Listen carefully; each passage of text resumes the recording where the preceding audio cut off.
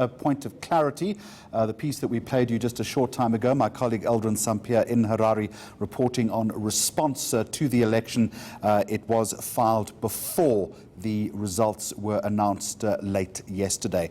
Now I want to take a closer look at the election outcome. We're joined by Liesl Louw-Vaudran from the Institute for Security Studies, and a very good afternoon to you and welcome to the program. First of all, your sense, having gauged it so far, how free and fair was it?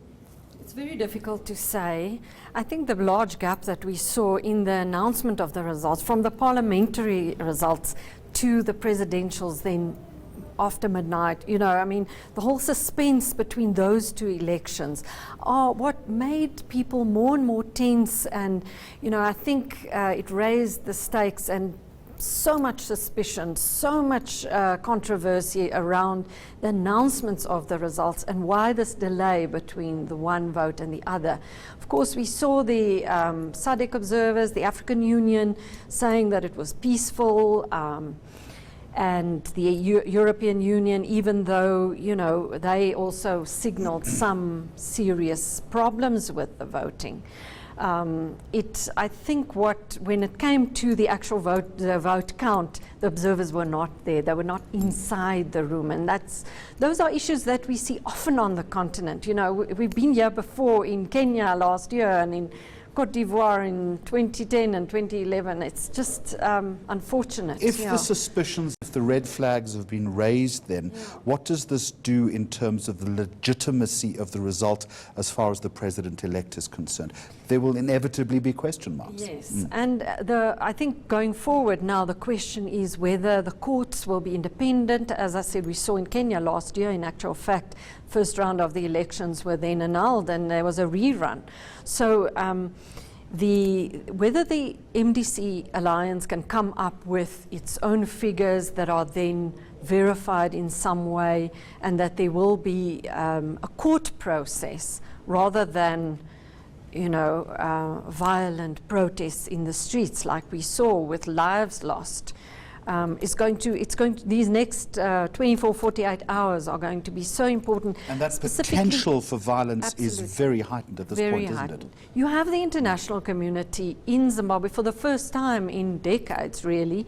I think SADC, especially South Africa chairing SADC, and then Angola as chairing the organ on politics, defense and security, are very, very aware of how important these elections are, and it's important, the credibility, and that there is a process that will be peaceful and according to the Constitution, and that things don't spiral out of hand, because the expectations were really so high ahead of the polls. How does ZANU-PF then and the new president seize the initiative? He says, this is President Mnangagwa saying in the early hours of this morning, he's humbled to have won the country's landmark election.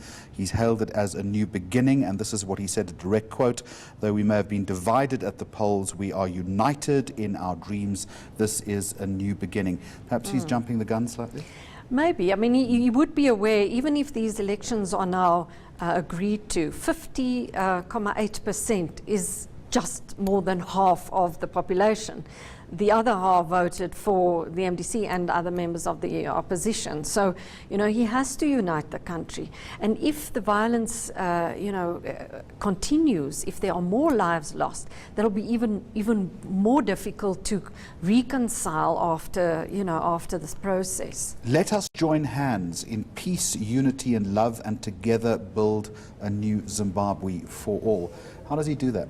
Yes, extremely difficult, I think. He will have to bring all the role players on board.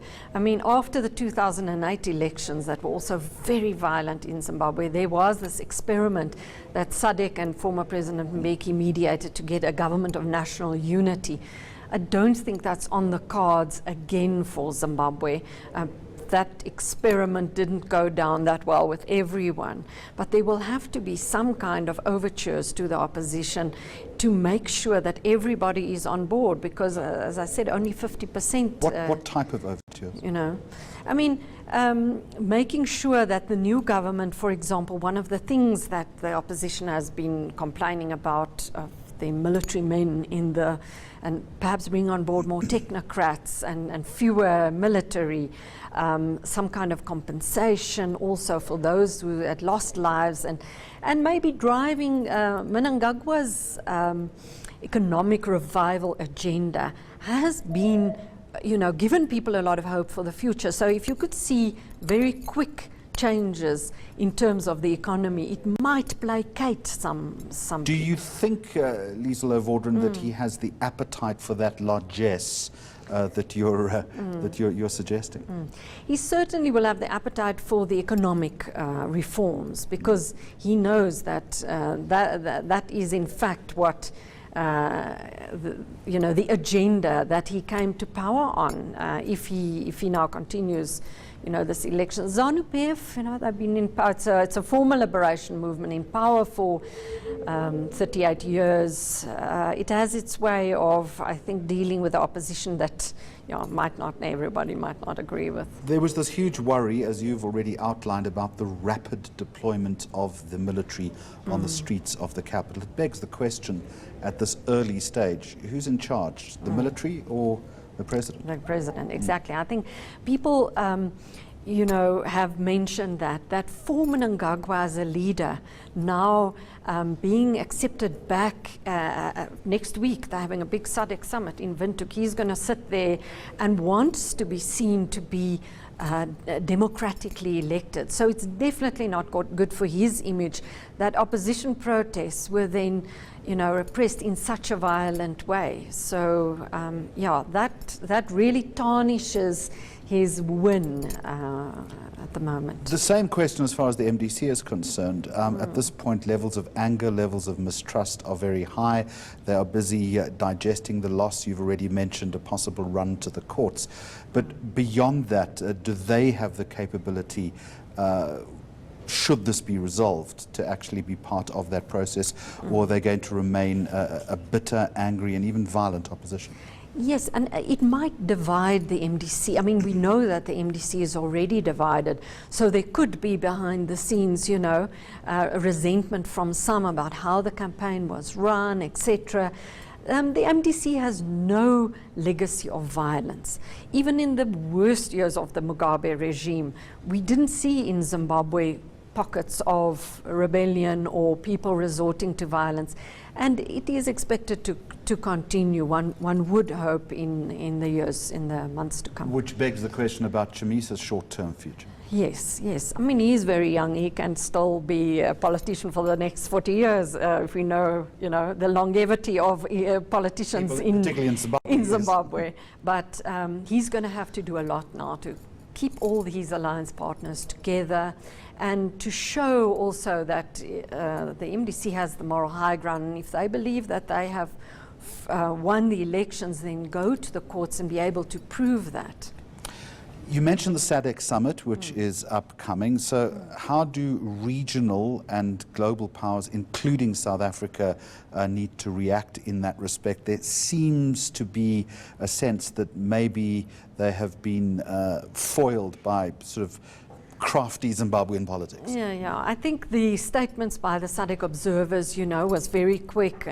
But in the past, the African Union and SADC has been reluctant to really speak out very strongly about election abuses in other parts of the continent as well. I can assume that behind the scenes there are now phone calls being made to some of the political leaders just to make sure that this thing doesn't spiral out of control, because so much rests on Zimbabwe, turning over a new leaf and getting its economy back on, running. For South Africa, for its economy, for regional integration, economic trade issues, Zimbabwe's election, is key. So I wonder how Cyril Ramaphosa plays it, both as South African president and also in his capacity as SADC chair. Yes, exactly. As SADC chair, and then, of course, the ANC with its solidarity with ZANU-PF. We saw from the ANC had sent, representatives to support ZANU-PF in actual fact.